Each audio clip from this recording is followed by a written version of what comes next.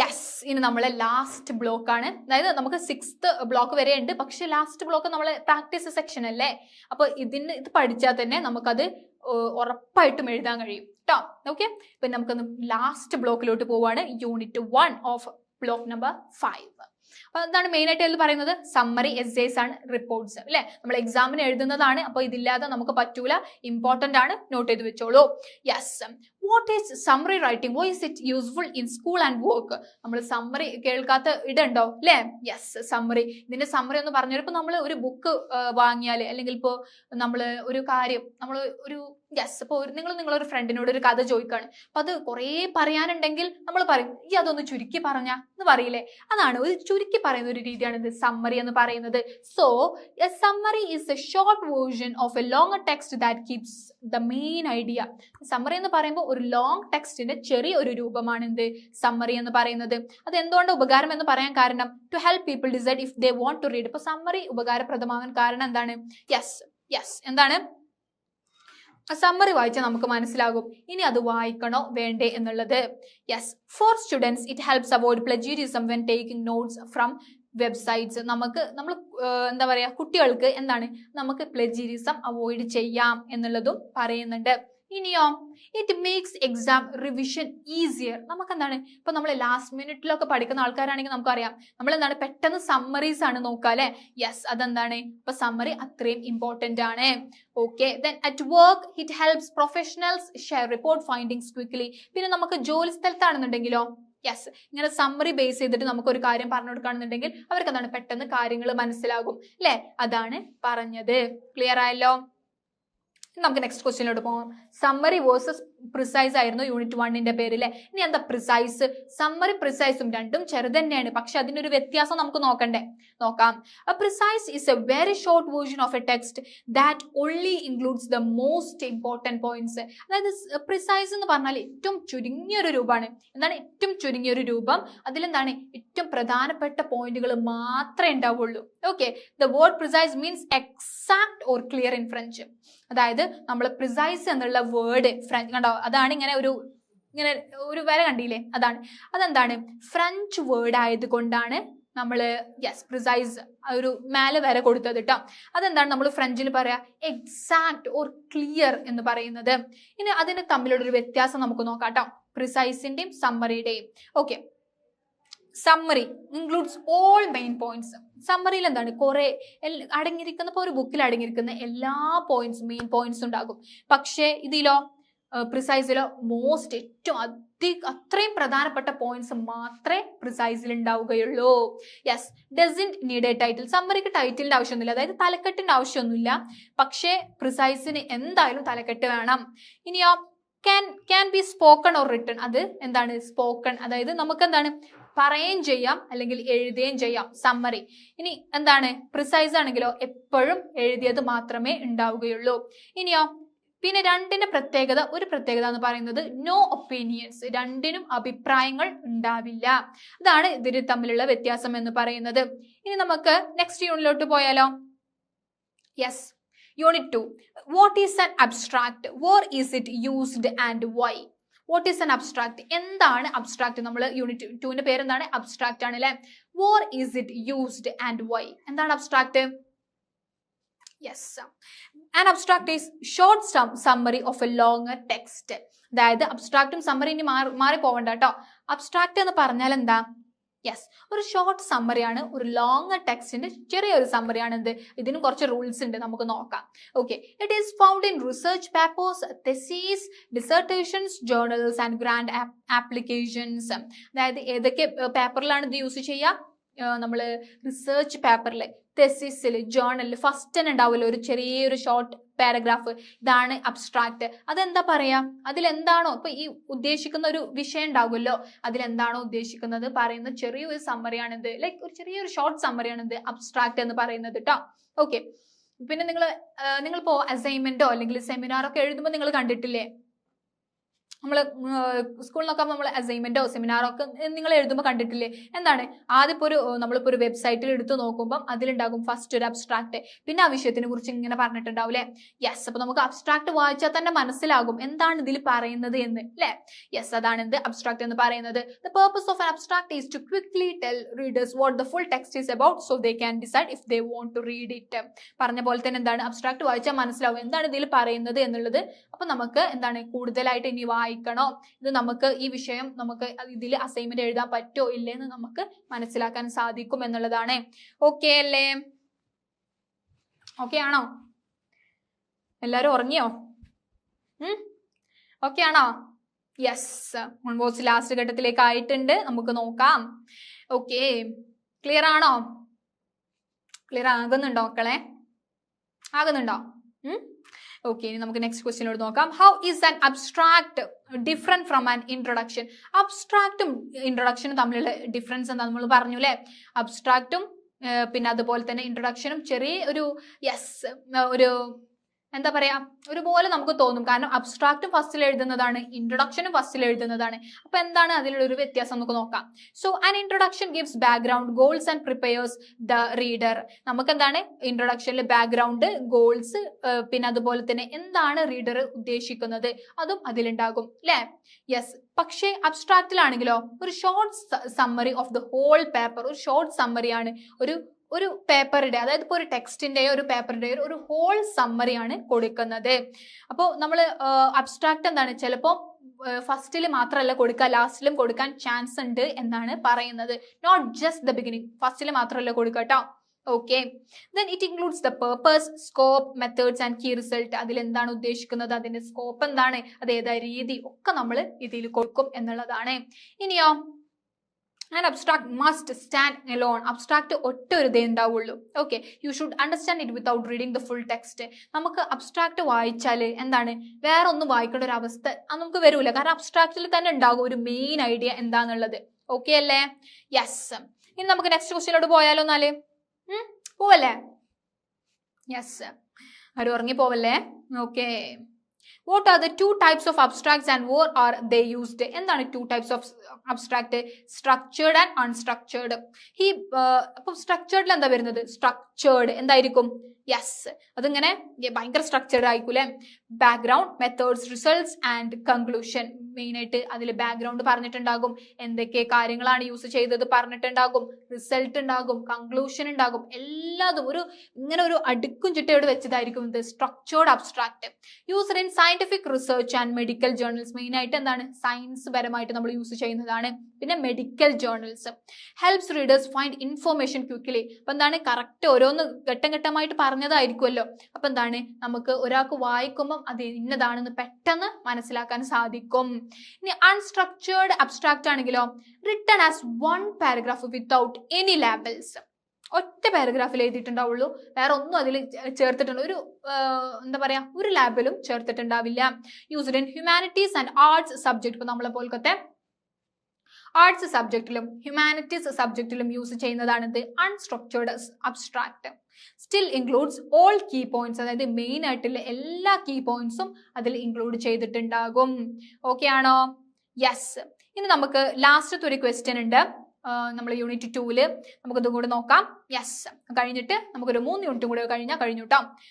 Then what tips help in writing A good abstract? എന്താണ് tips? നമുക്ക് ഒരു നല്ല അബ്സ്ട്രാക്ട് എഴുതണമെന്നുണ്ടെങ്കിൽ കുറച്ച് ടിപ്സ് ഉണ്ട്, അതെന്തൊക്കെ നോക്കാം കേട്ടോ. Read other abstract to learn the format. നമുക്കിപ്പോ നമ്മൾ ആദ്യമായിട്ട് ഒരു അബ്സ്ട്രാക്ട് എഴുതാന്ന് വിചാരിക്കാം. അപ്പോൾ നിങ്ങൾ വേറെ ആരെങ്കിലും അബ്സ്ട്രാക്ട് ചെയ്തിട്ടുണ്ടെങ്കിൽ അതൊന്ന് വായിച്ചു നോക്കുക. എന്നിട്ട് എന്താണ് അതുപോലെ തന്നെ അല്ല, നമുക്ക് അതിന്റെ ഒരു രീതി മനസ്സിലാവുമല്ലോ.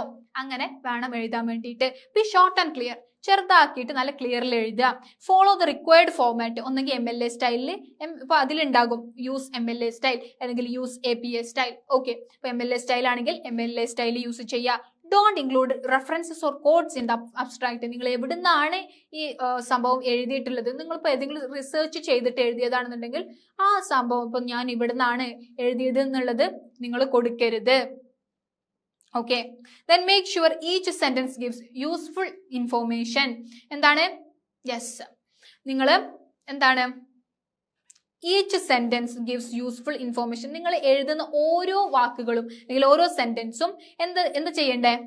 യെസ്, എന്ത് ചെയ്യണം? Make sure each sentence gives useful information. നല്ല അർത്ഥവത്തായിട്ടുള്ള അറിവുകളാണോ അതിൽ കൊടുക്കുന്നത് നിങ്ങൾ എന്താണ് നോക്കിയിരിക്കണം. അത് നമ്മൾ എന്താണ് നല്ല രീതിയിൽ, അതായത് നമ്മൾ റോങ് ഇൻഫോർമേഷൻ കൊടുത്താൽ എന്താണ് ആൾക്കാർ ഇത് തെറ്റിദ്ധരിച്ച് അത് വിശ്വസിക്കില്ലേ? എന്താണ് നമ്മൾ കറക്റ്റ് ഇൻഫോർമേഷൻ, ട്രൂ ഇൻഫോർമേഷൻസ് കൊടുക്കുക എന്നുള്ളതാണ്. നമുക്ക് മൂന്നാമത്തെ യൂണിറ്റ് ആണ് ബ്ലോക്ക് 5-ലെ. Who is called the father of essays and who was the first major English essayist, describe their styles. ആരാണ് നമ്മൾ ഫാദർ ഓഫ് എസ്സേസ് എന്ന് അറിയപ്പെടുന്നത്? യെസ്, ഇനി നമുക്ക് എസ്സേസ് ആണ് വരുന്നത് അല്ലെ. ആരാണ്? Yes, Montaigne. മൊണ്ടെയ്ൻ ആണ് നമ്മളെ ഫാദർ ഓഫ് എസ്സേസ് എന്നറിയപ്പെടുന്നത്. Known for his casual style എന്ന് എഴുതുന്ന രീതിയാണ് അദ്ദേഹത്തിന് ഉണ്ടാകുന്നത്. ഇനിയോ ഫ്രാൻസിസ് ബേക്കൺ. അപ്പം നമ്മുടെ who was the first major English essayist ആരാന്നും കൂടി ചോദിച്ചിട്ടുണ്ട് അല്ലെ. അപ്പൊ എന്താണ്? ഫ്രാൻസിസ് ബേക്കൺ ആണ് നമ്മൾ English essayist, first English essayist ആയിട്ട് അറിയപ്പെടുന്നത്. നോട്ട് ചെയ്ത് വെച്ചോളൂ കേട്ടോ, കാരണം ഇത് രണ്ടും ഇമ്പോർട്ടന്റ് ആണ്, ഫ്രാൻസിസ് ബേക്കണും മൊണ്ടെയ്നും. ഇനിയോ what did Samuel Johnson say about essays and what does it mean? എന്താ നമ്മൾ സാമുവൽ ജോൺസൺ എസ്സേനെ കുറിച്ച് പറഞ്ഞത്? A loose sally of the mind. എന്താണ്? A loose sally of the mind. Note ചെയ്ത് വെച്ചോളൂ. A loose sally of mind. A loose sally of the mind എന്താ പറഞ്ഞാല്? Meaning essays are flexible and not need strict structure. അദ്ദേഹത്തിന്റെ ഒരു ഒപ്പീനിയനിൽ, അതായത് അദ്ദേഹത്തിന്റെ ഒരു അഭിപ്രായത്തിൽ എന്താണ് നമുക്ക് എന്താണോ തോന്നുന്നത് അത് എഴുതണം, അതിനൊരു പ്രത്യേക റൂളൊന്നും ആവശ്യമില്ല. A loose sally of the mind, നമുക്ക് മനസ്സിൽ തോന്നുന്നത് അത് എഴുതുന്നതാണ് എന്ത് എസ്സേസ് എന്ന് പറയുന്നത്. പക്ഷെ നല്ല രീതിയിൽ എഴുതേണ്ട രീതിയൊക്കെ പറയുന്നുണ്ട് കേട്ടോ. ഇനി നമുക്ക് നോക്കാനുള്ളത് yes, what are the 2 main types of essays and their difference? എന്താണ് 2 തരം എസ്സേസ് മെയിൻ ആയിട്ട്? Informal and formal. ഇൻഫോർമൽ എന്ന് പറയുമ്പോൾ ഇൻഫോർമൽ എന്താണ്? പേഴ്സണൽ, നമ്മൾ രീതിയിൽ എഴുതുന്നത്, അതായത് റിലാക്സ്ഡ്, ഫസ്റ്റ് പേഴ്സൺ, ഇമോഷണൽ, നമ്മുടെ ഇമോഷനും കാര്യങ്ങൾ എഴുതുന്നതാണ് എന്ത്? ഇൻഫോർമൽ അഥവാ പേഴ്സണൽ എസ്സേസ്. ഇനി ഫോർമൽ ആണെങ്കിലോ ഇൻപേഴ്സണൽ എസ്സേസ്, അതായത് നല്ല സ്ട്രക്ചർ ആയിരിക്കും, കുറച്ച് ലോജിക്കായിട്ട്, കുറച്ച് ഘട്ടമായിട്ട് നല്ല ഒരു സ്ട്രക്ചറോട് കൂടി എഴുതുന്നതായിരിക്കും ഫോർമൽ എസ്സേസ് എന്ന് പറയുന്നത്. ഇനി എന്താണ് ആർഗ്യുമെന്റേറ്റീവ് എസ്സേ? എന്താ ആർഗ്യുമെന്റേറ്റീവ് എസ്സേ? അതിന്റെ ഗോൾ എന്താണ്? അത് ഒറിജിൻ ചെയ്തത് എവിടെയാണ്? It takes a stand using facts and logic to persuade the reader, also called point of views essay from Greco Roman persuasion. അതായത് ആർഗ്യുമെന്റേറ്റീവ് എസ്സേ എന്ന് പറഞ്ഞാൽ എന്താണ്? ഇപ്പൊ ഒരു വിഷയത്തിനെ കുറിച്ച് നമ്മൾ അതിനെ എന്താണ് ആർഗ്യുമെന്റ് ചെയ്ത് എഴുതല്ലേ, ആർഗ്യൂ ചെയ്ത് എഴുതുക, അതിനെ തന്നെ എന്താണ് അതിൽ പോസിറ്റീവ് കണ്ടെത്തി അതിൽ ആർഗ്യൂ ചെയ്ത് എഴുതുന്നതാണ് എന്ത് ആർഗ്യുമെന്റേറ്റീവ് എസ്സേ എന്ന് പറയുന്നത്. ഓക്കെ, റീഡറിന് അത് പറഞ്ഞിട്ട് ഇതാണ് അതിലുള്ള ശരി എന്ന് പറഞ്ഞിട്ട് നമ്മൾ എന്താണ് അവരെ എന്താണ് ബോധിപ്പിക്കുന്ന ഒരു രീതി. Okay, yes. ഇനിയോ what is the goal of an expository essay and how is it different? ഈ അടുത്തൊരു എസ്സേ ആണ് എക്സ്പോസിറ്ററി. ഓർക്കുന്നുണ്ടാവും നമ്മൾ ക്ലാസ്സിൽ പറഞ്ഞതൊക്കെ? ഓക്കെ, ഓർക്കുന്നുണ്ടാവും? Yes. Goal explain topic clearly without personal views. അതായത് എക്സ്പോസിറ്ററി എസ്സേ എന്ന് പറഞ്ഞാൽ നമ്മൾ ഒരു അഭിപ്രായം ഇല്ലാതെ എന്താണ് വേറെ അഭിപ്രായങ്ങളൊക്കെ പറഞ്ഞിട്ട് എന്താണ് personal, yes, without personal views, എന്താണ് കാര്യം പറഞ്ഞു നിർത്തുക, അല്ലാതെ നമ്മളെ അഭിപ്രായം അതിൽ ഉൾപ്പെടുത്താൻ പാടില്ല. Okay, yes. What do reflective philosophical reflective or philosophical essay explore and show? എന്താ റിഫ്ലക്റ്റീവ് ഓർ ഫിലോസഫിക്കൽ എസ്സേ എന്ന് പറയുന്നത്? They explore big ideas like life's meaning. എന്താ റിഫ്ലക്ട്? ഫിലോസഫി അല്ലെ. ഫിലോസഫി എന്ന് പറയുമ്പോൾ എന്താണ് അത്രയും ഭയങ്കര അർത്ഥവത്തായിട്ടുള്ള കാര്യങ്ങളായിരിക്കും, അതാണ് നമ്മൾ എസ്സേയിൽ പറയുന്നത്. യെസ്. ഇനി നമുക്ക് നെക്സ്റ്റ് ക്വസ്റ്റ്യനിലോട്ട് പോയാലോ? What is the goal of descriptive essay? What freedom do they offer? എന്താ ഡിസ്ക്രിപ്റ്റീവ് എസ്സേ? ഡിസ്ക്രൈബ് ചെയ്യുക അല്ലെ. They paint a picture with words using sensory detail. Describe ചെയ്യും, നമ്മൾ വാക്കുകളിലൂടെ ഇങ്ങനെ ചിത്രം വരക്കാന്ന് പറയില്ലേ, അതാണ് ഇത്. അത്രയും ഡിസ്ക്രൈബ് വർണ്ണിച്ചെഴുതുന്നതാണ് എന്ത് ഡിസ്ക്രിപ്റ്റീവ് എസ്സേ എന്ന് പറയുന്നത്. ഇനി നമുക്ക് നല്ല എസ്സേക്ക് വേണ്ട ഫീച്ചേഴ്സ് നോക്കാം. എന്താ നല്ല എസ്സേക്ക് വേണ്ട ഫീച്ചേഴ്സ്? Yes, careful planning. നല്ല രീതിയിൽ പ്ലാൻ ചെയ്തിട്ട് വേണം ഒരു കാര്യം എഴുതാൻ നിൽക്കുമ്പോൾ. ക്ലിയർ ആൻഡ് സിമ്പിൾ, ക്ലിയർ ആയിരിക്കുക, സിമ്പിൾ ആയിട്ട് എഴുതുക.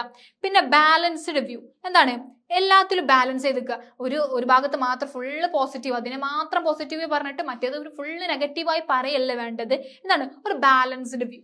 ഓക്കെ. പിന്നെ എന്താണ് സ്മൂത്ത് ഫ്ലോ ബിറ്റ്വീൻ ഐഡിയാസ്. ഇപ്പൊ നിങ്ങൾ ഒരു പാരഗ്രാഫിൽ നിന്ന് വേറെ പാരഗ്രാഫിക്ക് പോകുമ്പോൾ ഇത് രണ്ട് കണക്ഷൻ ഉണ്ടാവണം. ഓക്കെ. ഈ ഐഡിയ ഇതിനോട് ചേർന്നിരിക്കണം. സ്മൂത്ത് ഫ്ലോ, സ്മൂത്തിൽ ഇങ്ങനെ ഫ്ലോ ചെയ്ത് പോവുക. Use of examples and codes. നിങ്ങൾ ഉദാഹരണങ്ങൾ വെച്ചിട്ട് ഇപ്പം വേറെ മഹാന്മാര് കാര്യങ്ങൾ പറഞ്ഞു വെച്ചിട്ട് ഒക്കെ എന്താണ് നമ്മൾ എഴുതുക എന്നുള്ളതാണ്. ഇനി നമുക്ക് യൂണിറ്റ് 4 ആണ്. എസ് എ ഇപ്പൊ കഴിഞ്ഞു. ഇനി നമുക്ക് യൂണിറ്റ് 4 ആണ് റിപ്പോർട്ട്. എന്താണ് റിപ്പോർട്ട്? എന്താ report? Yes, what is a report and why is it written? എന്താ report? Yes, a report is a formal account of past events. നമ്മൾ എന്താണ് പാസ്റ്റ് ഇവന്റ്സ് ആണ് അല്ലേ ഉദ്ദേശിക്കുന്നത്. ഒരു നമ്മൾ ഇപ്പൊ നടന്ന കാര്യം ഇപ്പൊ നമ്മൾ യെസ് ക്ലാസ് എടുത്തപ്പോൾ പറഞ്ഞിരുന്നു. ഇപ്പൊ ഒരു ആക്സിഡന്റ് നടന്ന കാര്യമാണെങ്കിൽ മെയിൻ ആയിട്ട് റിപ്പോർട്ടേഴ്സ് ഇഷ്ടം പോലെ ഉണ്ടാവും അല്ലെ. അതാണിത്. ഇപ്പൊ നടന്ന ഒരു കാര്യത്തിനെ കുറിച്ച് എഴുതുന്നതാണ്, അല്ലെങ്കിൽ കുറച്ച് മുന്നേ നടന്ന ഒരു കാര്യത്തിനെ കുറിച്ച് എഴുതുന്നതാണ് ഇത് റിപ്പോർട്ട് എന്ന് പറയുന്നത്. Then the word comes from Latin reportare, means to carry back. Reportare എന്നുള്ള ഒരു ലാറ്റിൻ വേർഡിൽ നിന്നാണ് വന്നത്. നമ്മളെ കമ്മ്യൂണിക്കേഷന്റെ പോലെ അല്ലെ. അപ്പോൾ അതിൽ മീനിങ് എന്താണ്? To carry back. ഒന്ന് നമ്മൾ വലിച്ചു കൊണ്ടുവരിക എന്ന് പറയില്ലേ, അതായത് നമ്മൾ കഴിഞ്ഞ കാര്യം ഒന്ന് കൊണ്ടുവരിക. Reports are written to inform, analyse, track progress and give recommendation. Report എന്താണ്? are written to inform, analyze, track progress and give recommendation. നമ്മൾ എന്താണ് ഒരാളെ ഒരു കാര്യം ഇപ്പൊ നമ്മൾ ഒരു ആക്സിഡന്റ് നടന്നു, അപ്പൊ നമ്മൾ എന്ത് ചെയ്യും? യെസ്, ഇൻഫോം ചെയ്യൂലേ. അതെന്താണ് അതിലൂടെ ഉദ്ദേശിക്കുന്നത്? ഇന്ന സ്ഥലത്ത് ഇന്നതൊക്കെ നടന്നു. അതൊക്കെ നമ്മൾ പറയുന്നത് ഏതിലൂടെയാണ്? റിപ്പോർട്ടിലൂടെയാണ്. What 6 key questions should a report answer? ഇപ്പൊ ഒരു റിപ്പോർട്ടിൽ ഉണ്ടാവേണ്ട കാര്യങ്ങൾ എന്തൊക്കെയാണെന്ന് ചോദിച്ചത്. ഓക്കെ, നിങ്ങൾ ശ്രദ്ധിക്കുന്നുണ്ടോ? ഓക്കെ, എന്തൊക്കെയാണ് ഓർമ്മ ഉണ്ടാവും? എന്താണ്? Yes, who, what, when, where, why and how. ആര്, എപ്പോ, എങ്ങനെ, എവിടെ വെച്ച്. യെസ്, ഇതൊക്കെ ഒരു റിപ്പോർട്ടിൽ ഉണ്ടായിരിക്കണം. അങ്ങനെയാണെങ്കിൽ നമ്മൾ എന്താണ്? യെസ്, ഒരു റിപ്പോർട്ട് എന്ന് നമ്മൾ വിളിക്കും. യെസ്, ഓക്കെ, മനസ്സിലായോ? ഇനി നമുക്ക് what are the 2 main types of reports, what's the difference? ഇനി മെയിൻ ആയിട്ടുള്ള 2 യെസ് ടൈപ്സ് ഓഫ് റിപ്പോർട്ട്സ് ആണ് നോക്കുന്നത്. Informal reports and formal reports. എന്താണ് informal reports? Casual in style. അതായത് ഇൻഫോർമൽ എന്ന് പറയുമ്പോൾ നമ്മൾ എന്താണ് സാധാരണ രീതി ആലോചിച്ചാൽ മതി. ഓക്കെ, എന്താണ് കൂടുതലായിട്ട് റൂൾസും കാര്യങ്ങളൊന്നും ഉണ്ടാവില്ല. ഫോർമൽ ആകുമ്പോഴോ അത് കുറച്ചും കൂടെ ഓഫീസ് യൂസിന് വേണ്ടിയിട്ടാണ്. Okay, yes. ഇനി നമുക്ക് നെക്സ്റ്റ് ക്വസ്റ്റ്യനിലോട്ട് പോയാലോ? പോവല്ലേ? Okay, what are the steps in writing A report? ഇനി റിപ്പോർട്ട് എഴുതുമ്പോൾ നമ്മൾ ശ്രദ്ധിക്കേണ്ട കാര്യങ്ങളാണ് നോക്കുന്നത്. Define objective, then collect data, make an outline, write and revise the report. നമ്മൾ ഒബ്ജക്റ്റീവ്, അതായത് എന്താണ് നമ്മൾ ഉദ്ദേശിക്കുന്ന കാര്യം ഡിഫൈൻ ചെയ്യുക. എന്താണ് നിങ്ങളിപ്പോൾ ആക്സിഡന്റ് ആണെങ്കിൽ അത് കറക്റ്റ് ആയിട്ട് ഡിഫൈൻ ചെയ്യുക. കളക്ട് ഡാറ്റ, നിങ്ങൾക്ക് അതിനെക്കുറിച്ച് എവിടെ നിന്നൊക്കെ എന്താ പറയാ നിങ്ങൾക്ക് ഇൻഫോർമേഷൻ കളക്ട് ചെയ്യാൻ പറ്റും അതൊക്കെ കളക്ട് ചെയ്യുക. പിന്നെ ഇതൊക്കെ ചെയ്ത് കഴിഞ്ഞിട്ട് എന്താണ് ഒരു ഔട്ട്ലൈൻ ഉണ്ടാക്കുക. എന്നിട്ട് വേണം എഴുതാൻ വേണ്ടിയിട്ട്. അല്ലാതെ ഒരു കാര്യം നമുക്ക് തോന്നിയ പോലെ റിപ്പോർട്ടിൽ എഴുതാൻ പറ്റൂല. കുറെ അന്വേഷിച്ച് കണ്ടുപിടിച്ചിട്ട് വേണം എഴുതാൻ വേണ്ടിയിട്ട്. ക്ലിയർ ആയോ? Yes. What R informal reports and their types? അത് നെക്സ്റ്റ് ക്വസ്റ്റ്യൻ ആണ്. എന്താണ് ഇൻഫോർമൽ റിപ്പോർട്ട്സ്? നമ്മൾ പറഞ്ഞു ഇൻഫോർമൽ റിപ്പോർട്ട്സ് എന്ന് പറയുമ്പോൾ കുറച്ചൊക്കെ നമ്മളെ രീതിയിൽ എഴുതുന്നതാണ് എന്നുള്ളത്. Yes, informal reports R short, casual and used for internal communication. അതായത് ചെറുതായിരിക്കും ഇൻഫോർമൽ കമ്മ്യൂണിക്കേഷൻ. അതായത് എന്താണ് ഏതൊക്കെയാണ്? 2 തരമുണ്ട്, ലെറ്റർ റിപ്പോർട്ട്സും മെമ്മോ റിപ്പോർട്ട്സും. ഒന്നെന്താണ് 4 to 5 പേജസ് ആയിരിക്കും ലെറ്റർ റിപ്പോർട്ട്സ് ഉണ്ടാവുക. ലെറ്റർ എഴുതുമ്പോൾ നമ്മൾ എന്താണ് കുറെ എഴുതൂലല്ലോ റിപ്പോർട്ട്. യെസ്, അപ്പം 4 to 5 പേജസ് ആണ് ഉണ്ടാവുക. ദെൻ മെമ്മോ റിപ്പോർട്ട്സ് ആകുമ്പോഴോ കുറച്ചും കൂടെ ഷോർട്ടർ ആയിരിക്കും, 2 to 3 പേജ് ഉണ്ടാവുള്ളൂ. ഓക്കെ, യെസ്, അത് കുറച്ചും കൂടെ ഭയങ്കര ഇൻഫോർമൽ ആണ്. ഇനി ഫോർമൽ റിപ്പോർട്ട് ഏതൊക്കെയാണ്? അതിന്റെ 3 തരമാണ് നോക്കുന്നത്. A formal report is a detailed structured report for business or academic use. അതിൽ 3 തരമുണ്ട്. ഒന്നെന്താണ്? Yes, routine or periodic reports. നമ്മൾ പറഞ്ഞു ഫോർമൽ എന്ന് പറയുമ്പോൾ യെസ് ഫോർമൽ ആണ്, കുറച്ചും കൂടെ ഓഫീസ് യൂസിന് വേണ്ടിയിട്ടാണ് അല്ലെ. യെസ്, അപ്പൊ എന്താണ് റുട്ടീൻ ഓർ പീരിയോഡിക് റിപ്പോർട്ട്സ്. അതിലെന്താണ് നമുക്ക് പ്രോഗ്രസ് റിപ്പോർട്ടൊക്കെ ഇൻക്ലൂഡ് ചെയ്യാം, നമ്മൾ പറഞ്ഞിരുന്നു. യെസ്, ഇപ്പോൾ publish regularly like yearly or monthly. ചിലപ്പം അതെന്താണ് ഒന്നെങ്കിൽ മാസത്തിലോ അല്ലെങ്കിൽ കൊല്ലത്തിലോ ഒക്കെ കിട്ടുന്ന റെക്കോർഡ്സ് ആണ് അല്ലെങ്കിൽ റിപ്പോർട്ട്സ് ആണ് എന്ത് റുട്ടീൻ റിപ്പോർട്ട് എന്ന് പറയുന്നത്. ഇനി informational, present facts or information in an organised way, അതായത് നമ്മൾ നല്ല രീതിയിൽ ഫാക്ടുകൾ, കാര്യം, അതായത് യാഥാർത്ഥ്യം പറയുന്നതാണ് എന്ത്, ഇൻഫോർമേഷണൽ റിപ്പോർട്ട്സ് എന്ന് പറയുന്നത്. പിന്നെ ഇന്റർപ്രിറ്റേറ്റീവ് അല്ലെങ്കിൽ അനലിറ്റിക്കൽ റിപ്പോർട്ട്സ് നമുക്ക് പറയാം. അതിൽ analyse and interpret facts in A scientific വേ, നമ്മൾ ശാസ്ത്രീയപരമായിട്ട് എന്താണ് എല്ലാതും നമ്മൾ ഒക്കെ നോക്കിക്കണ്ട് നമ്മൾ ഹോൾ ടോട്ടലി പറയുന്നതാണ് എന്ത്, യെസ്, ഇന്റർപ്രിറ്റേറ്റീവ് അല്ലെങ്കിൽ അനലിറ്റിക്കൽ റിപ്പോർട്ട്സ് എന്ന് പറയുന്നത്. നമുക്ക് നെക്സ്റ്റ് ക്വസ്റ്റ്യനിലോട്ട് പോയാലോ, പോവല്ലേ? Yes, name 3 data collection methods, give 1 pro and 1 con for each. 3 data collection methods ആണ് അതിന്റെ ഉപകാരം. പിന്നെ അതുപോലെ തന്നെ എന്താണ് അതിന്റെ ഒരു yes positive and negative side എന്താണെന്നാണ് ചോദിച്ചത്. യെസ്, എങ്ങനെയാണ് നമുക്ക് ഇപ്പോൾ ഒരു റിപ്പോർട്ട് വേണമെന്നുണ്ടെങ്കിൽ നമ്മൾ പറഞ്ഞു കുറെ ഇൻഫോർമേഷൻസ് അവിടുന്ന് ഇവിടെ നമുക്ക് കിട്ടുന്നിടത്തുനിന്നൊക്കെ കളക്ട് ചെയ്യണമെന്ന് പറഞ്ഞു. അതിന്റെ രീതി ഏതൊക്കെയാണെന്ന് നോക്കാൻ പറഞ്ഞത്. ഏതൊക്കെയാണ്? യെസ്, പേഴ്സണൽ ഇന്റർവ്യൂ, നമുക്ക് എന്താണ് പേഴ്സണൽ ആയിട്ട് അവരെ വിളിച്ചു വരുത്തിയിട്ട് എന്താണ് അവരെ ഇന്റർവ്യൂ ചെയ്യാം. പിന്നെയോ ടെലിഫോണിക് ഇന്റർവ്യൂസ്, നമുക്ക് ഫോണിൽ വിളിച്ചിട്ട് കാര്യങ്ങൾ ചോദിക്കാം. പിന്നെയോ സർവേസ് അല്ലെങ്കിൽ ക്വസ്റ്റ്യനേഴ്സ്, നമുക്കറിയാലോ ക്വസ്റ്റ്യനേഴ്സ് സർവേസ് ഒക്കെ നടത്താറില്ലേ, അങ്ങനെയും ചെയ്യാം. ഇതാണ് 3 രീതി എന്ന് പറയുന്നത്. ഇനി നെക്സ്റ്റ് ക്വസ്റ്റ്യൻ നോക്കൂ, what are the main parts of A formal report. Formal റിപ്പോർട്ടിൽ ഉണ്ടാകേണ്ട പാർട്സ്, അതായത് ഇപ്പൊ കുറച്ചും കൂടി ഓഫീസ് രീതിയാണല്ലോ, അപ്പൊ അതിന് മെയിൻ ആയിട്ട് നമ്മൾ നോക്കണ്ടേ. യെസ്, അപ്പൊ അതിൽ ഫ്രണ്ട് മാറ്റർ ഉണ്ടായിരിക്കും, മെയിൻ ബോഡി, പിന്നെ ബാക്ക് മാറ്റർ. ഫ്രണ്ട് മാറ്ററിൽ എന്താണ് ഒരു ടൈറ്റിൽ പേജ് ആയിരിക്കും, പിന്നെ അബ്സ്ട്രാക്റ്റ് ഒക്കെ ഉണ്ടായിരിക്കും. പിന്നെ മെയിൻ ബോഡിയിൽ എന്താണ് ഒരു ഇൻട്രൊഡക്ഷൻ ഉണ്ടാകും, പിന്നെ എന്താണ് ആ റിപ്പോർട്ടിൽ പറയാൻ ഉദ്ദേശിക്കുന്നത്, പിന്നെ റെക്കമെൻഡേഷൻസ് കാര്യങ്ങളൊക്കെ ഉണ്ടായിരിക്കും എന്നുള്ളതാണ്. പിന്നെയോ ബാക്ക് മാറ്റർ, അതായത് നമ്മൾ എവിടുന്നാണ് ഈ ഡാറ്റ എടുത്തിട്ടുള്ളത് ഒക്കെ പറയുന്നത് എവിടെയാണ്, ബാക്ക് മാറ്ററിലാണ്. യെസ്, ഇനി നമുക്ക് ലാസ്റ്റ് യൂണിറ്റിലോട്ട് പോവുകയാണ്. Okay, so yes, unit 5 from block number 5. Okay, so ഇതാണ് നമ്മളെ ലാസ്റ്റ് സെഷൻ കേട്ടോ. ഓക്കെ, സോ ഇത്രയും എടുത്ത് ക്ലിയർ ആണോ? ഓക്കെ ആണോ? ഓക്കെ, നമുക്ക് ലാസ്റ്റ് യൂണിറ്റോട്ട് പോവാം. Why is editing important and what are its benefits. നമ്മൾ പറഞ്ഞു ഇത്രയും ചെയ്തത് നമ്മൾ എഡിറ്റ് ചെയ്യലും പ്രൂഫ് റീഡ് ചെയ്യലും നമുക്ക് നിർബന്ധമാണെന്നല്ലേ, എന്നാലും നമുക്ക് നല്ല രീതിയിൽ എഴുതാൻ പറ്റുള്ളൂ എന്നുള്ളത്. Yes, why is editing important. Okay, yes, and what are its benefit. എന്തുകൊണ്ടാണ് നമുക്ക് എഡിറ്റിംഗ് ഇമ്പോർട്ടൻ്റ് ആണെന്ന് പറയാൻ കാരണം, അപ്പൊ നമുക്കറിയാം നമ്മൾ ഫോട്ടോ എടുത്താൽ തന്നെ എത്ര എഡിറ്റ് ചെയ്യാറില്ലേ. യെസ്, അതുപോലെ തന്നെ എഴുതുന്നതിലും നമുക്ക് എന്താണ് എഡിറ്റിംഗ് ഇമ്പോർട്ടൻ്റ് ആണ്. അപ്പൊ നമുക്ക് നോക്കണ്ടേ എന്താണ് അത് എത്ര ഇമ്പോർട്ടൻ്റ് ആണുള്ള കാരണം. Yes, make the content clear and organised. Okay, then keeping the writing focused on the topic. അതായത് നമ്മൾ ഇങ്ങനെ വീണ്ടും വായിച്ച് അത് എഡിറ്റ് ചെയ്താൽ നമുക്ക് എന്താണ് ആ നമ്മൾ എഴുതിയിരിക്കുന്ന സംഭവം ഉണ്ടല്ലോ അത് ക്ലിയർ ആകുകയും ചെയ്യും, നല്ല രീതിയിൽ ഓർഗനൈസ് ആകാൻ പറ്റുകയും ചെയ്യും. അപ്പൊ നമ്മളോട് ഒരു കാര്യം, അപ്പോൾ നമ്മൾ ഒരു സംഭവത്തിനെ കുറിച്ച് എഴുതിയെന്ന് വിചാരിച്ചോളൂ, അങ്ങോട്ട് നമ്മൾ നല്ല രീതിയിൽ എഴുതി വായിച്ചൊക്കെ നോക്കി വീണ്ടും എഡിറ്റ് ഒക്കെ ചെയ്താൽ നമ്മൾ ഒരാൾക്ക് കാണിച്ചു കൊടുക്കുമ്പോൾ അടിപൊളി എഴുത്താണല്ലോ എന്ന് പറയും. അങ്ങനെ നമുക്ക് എന്താണ് നമ്മൾ റൈറ്റിംഗിലും ഇംപ്രൂവ് ചെയ്യാം. പിന്നെയോ helping ESL learners write with clarity and consistency. ESL എന്ന് പറഞ്ഞാൽ എന്താ അറിയോ? എന്താ? യെസ്, അറിയുന്നവരെന്ന് പറഞ്ഞേ എന്താ? യെസ്, അതായത് ഇംഗ്ലീഷ് ആസ് സെക്കൻഡ് ലാംഗ്വേജ്. ഇപ്പൊ നമ്മളെ പോലത്തെ ആൾക്കാർക്ക് ഉണ്ടല്ലോ അതൊന്നും കൂടി ഉപകാരപ്രദമാവും എന്നുള്ളതാണ്. കാരണം നമുക്ക് ഇംഗ്ലീഷ് അത്രയും നമ്മൾ ഫ്ലുവൻ്റ് ഒന്നും അല്ലല്ലോ. അപ്പൊ നമ്മൾ ഒന്നും കൂടെ വായിക്കുന്നതിലൂടെ നമുക്ക് എന്താണ് അടിപൊളിയായിട്ട് നമുക്ക് ലാംഗ്വേജ് ഡെവലപ്പ് ചെയ്യാം.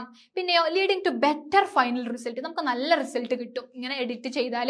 ഓക്കെ, യെസ്, ഇനി നോക്കാനുള്ളത് what are the steps for editing a draft. നമ്മൾ പറഞ്ഞു അതിപ്പോ ഒരു സംഗതി എഴുതുമ്പോൾ ഒരു റഫായിട്ട് എഴുതണം എന്നുള്ളത്. അപ്പൊ അതെങ്ങനെ എഡിറ്റ് ചെയ്യുക എന്നുള്ളതാണ് നോക്കാൻ പോകുന്നത്. Read the whole draft carefully. അതായത് ഇപ്പൊ നമ്മൾ ജസ്റ്റ് ഡ്രാഫ്റ്റ് എഴുതൂലേ, അതായത് ഇപ്പൊ റഫായിട്ട് എഴുതുക എന്ന് പറയില്ലേ, അത് നല്ല രീതിയിൽ നല്ല സൂക്ഷ്മതയോട് കൂടി വായിക്കുക.